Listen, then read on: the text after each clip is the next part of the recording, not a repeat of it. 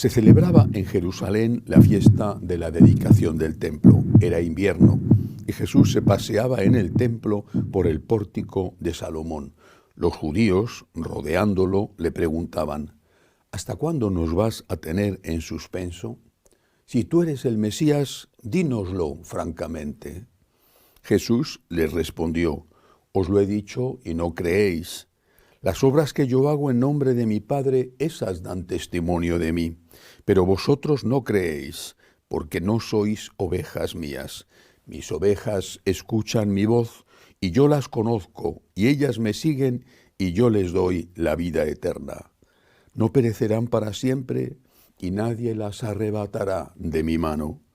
Mi Padre que me las ha dado supera a todos, y nadie puede arrebatarlas de la mano de mi Padre.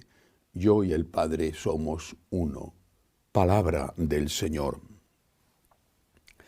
Jesús, una vez más, en litigio con sus enemigos tradicionales, a los que acusa no solo de no creer su palabra, sino de no creer tampoco en las obras que hacía, las obras de bondad y de misericordia que salían de sus manos, los milagros.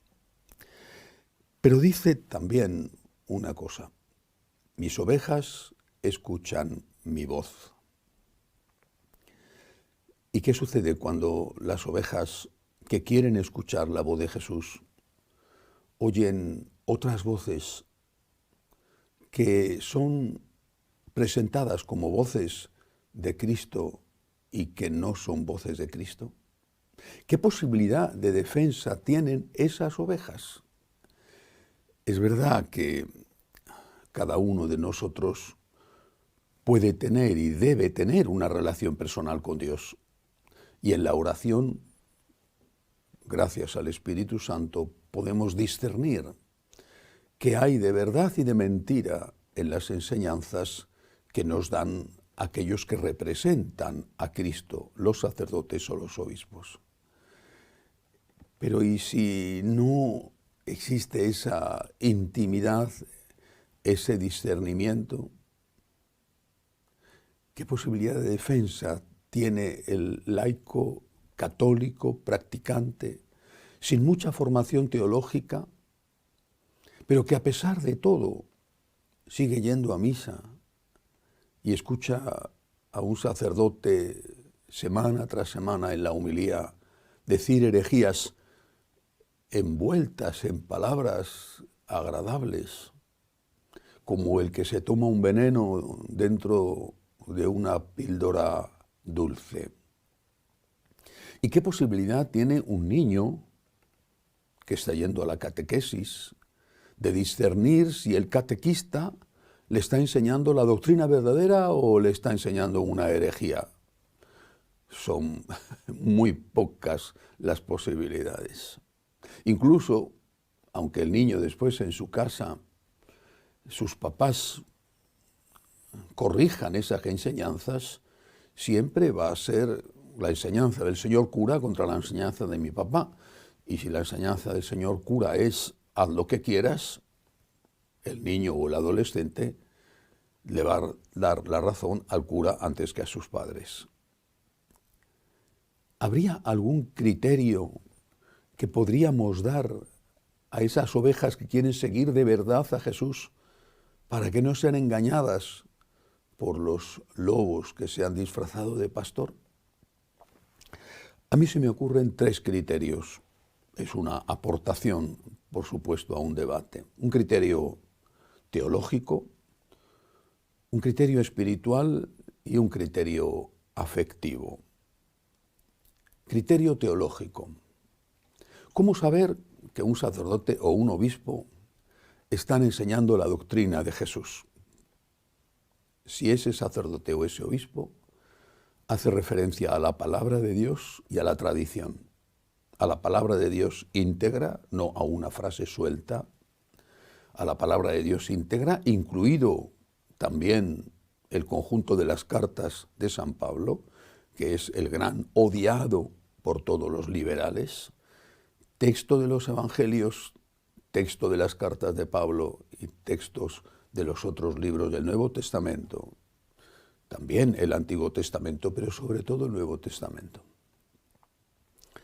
Si hace referencia a la tradición, o si por el contrario dice la tradición es algo que pertenece al pasado y hoy tenemos que interpretar la palabra de una manera distinta y de una manera contraria, en ruptura con esa enseñanza de 2000 años. Criterio teológico. Si el pastor dice cosas contrarias a la palabra y contrarias a la tradición, no es un representante de Jesucristo, por mucho que esté revestido de todos los capisallos con que se quiera revestir. Criterio espiritual.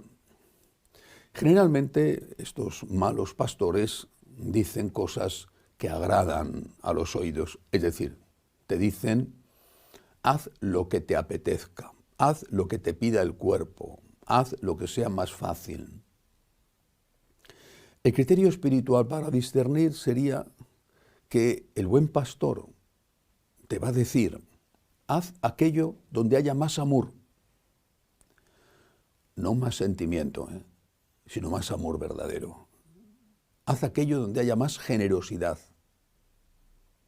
que coincide casi siempre con haz aquello donde haya más sacrificio, más renuncia, más ofrecimiento de ti mismo, más imitación de Cristo.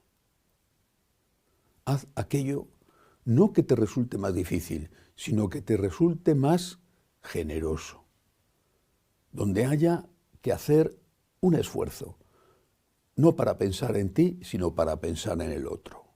Estos dos criterios son complementarios. Palabra de Dios y tradición y generosidad. Imitación de Cristo.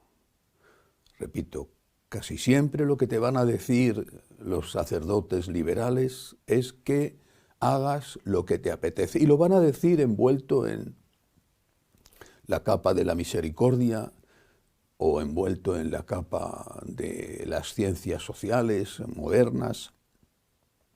Haz aquello donde haya más amor, es decir, más generosidad, más sacrificio, más pensar en el otro en lugar de pensar en ti mismo, siempre fieles a la palabra y a la tradición. Un tercer criterio, afectivo.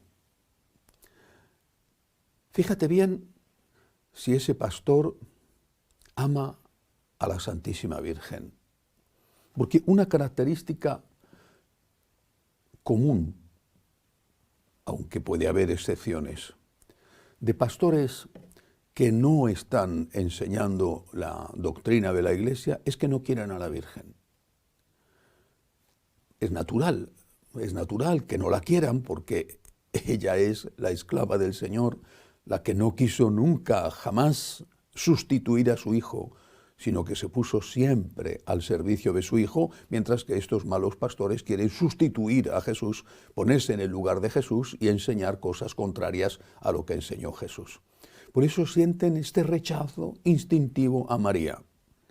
No lo vas a ver rezando el rosario, no lo vas a ver promoviendo devociones, incluso van a ir en contra de esas devociones, quitando el rosario de sus parroquias donde se celebraba, o a veces llegan al extremo de burlarse de la Santísima Virgen y de negar los dogmas. Yo conozco sacerdotes así. Conozco sacerdotes que niegan la virginidad perpetua de María, conozco sacerdotes que se ríen de que amemos a la Virgen solo un punto menos que lo que amamos a Jesús. Estos tres criterios unidos pueden dar al fiel unas bases para el discernimiento.